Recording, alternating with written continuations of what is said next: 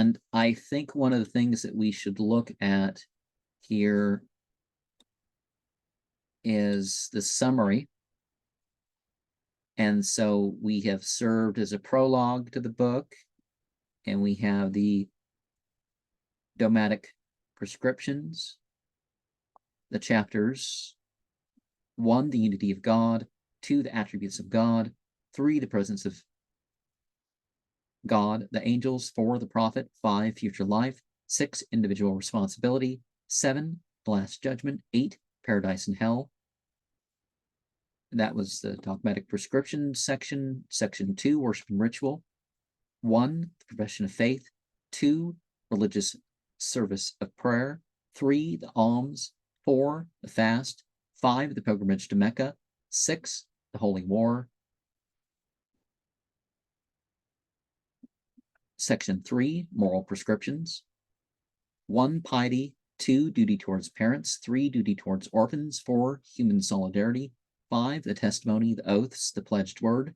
6, civility. 7, contempt, pride, modesty, slander. 8, wrath. 9, patience. 10, envy. 11, venality. 12, charity. 13, avarice. 14, usury. 15, demeanor, greediness, food, wine, games of chance. 16, sodomy. 17, chastity. Section 4, legal prescriptions. Criminal code.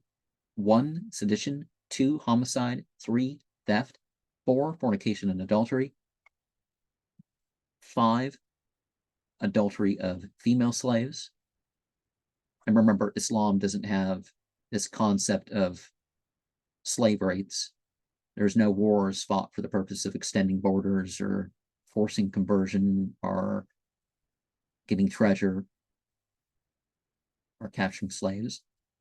And then we have our 5th section, civil code. 1, marriage. 2, the prophet's wives. 3, widow's retirement. 4, repudiation. 5, successions. 6, wills. 7, loans. Section 6, sacred history. 1, the creation. 2, the fall, Adam. 3, Cain and Abel. 4, Noah. 5, Abraham. 6, Lot.